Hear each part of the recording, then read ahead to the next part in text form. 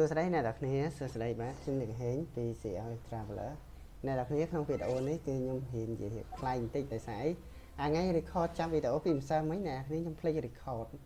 ចាប់តួអង្គហ្នឹងតាំងពី account ហ្នឹងនឹងខ្ញុំចុចមិនចុចច្រឡំវាអត់បាន record ផ្ទាល់ទេហើយនិយាយឈ្មោះក្នុងក្រុមទៀតណាក្នុង Discord ហើយដល់ពេលចឹងទៅស្ដាយឥឡូវមានតែធ្វើវីដេអូបង្ហាញមកខ្ញុំថា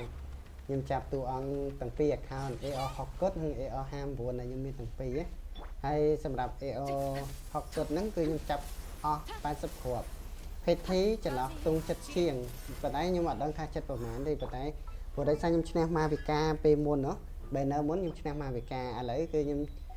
ឈ្នះសៀនយន្តនៅក្នុង Lucky បន្ទាប់គ្នាហើយដោយសារខ្ញុំចង់លេងជាមួយនឹង Gaming ហើយខ្ញុំឈ្នះ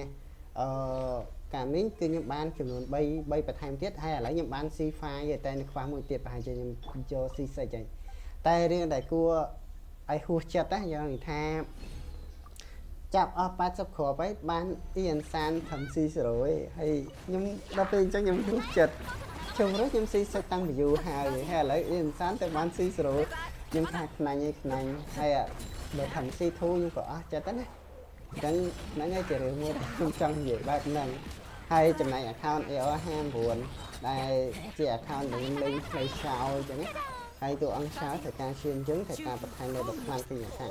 ហើយឥឡូវខ្ញុំលុប50នៅក្នុងចន្លោះ70គ្រាប់ហ្នឹងគិតទៅវាមិនច្រើនពេកទេតែគ្រាន់ថាខ្ញុំលុបទៅលើកឈិញគឺបាន C2 កឈិញហើយចំណែកអ៊ីនសានគឺខ្ញុំបាន C1 សម្រាប់អ៊ីនសានបើសិនជាខ្ញុំ recommend បើសិនជាអ្នកគ្នាអញដាក់ពីបាន C2 ឬក៏ C4រហូតដល់ C6 រឹតតែអែមប៉ុន្តែសម្រាប់ account AR59 ក្នុងចន្លោះ70គ្រាប់ហ្នឹងគឺខ្ញុំចាប់បន្ថែម20គ្រាប់ទៀតប៉ុន្តែអត់បាន 5 star លើចេញឡើយ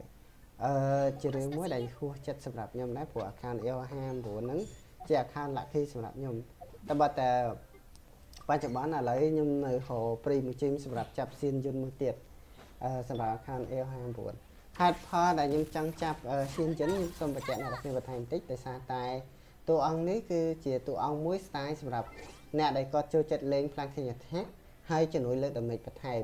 ហើយតួអង្គនេះបើនិយាយខ្លីគឺគាត់ rerun មកសារជាថ្មីទេអត់ទៅមក rerun លើកហ្នឹងទេជាមួយនឹង Varisa ទៅហេតុនេះហើយបានគេដាក់ជាមួយ combo គ្នាតែម្ដងអញ្ចឹងខ្ញុំស្ដាយត្រង់ថាខ្ញុំថតវីដេអូ record វីដេអូហើយបែរជាអត់មានព័ត៌មានតនន័យសម្រាប់បញ្ជាក់អ្នកនរគ្នាហ្នឹងអូខេសូមអធិស្ឋានដល់អ្នកគ្នាបាយជួបគ្នានៅពេលក្រោយទៀតអរគុណ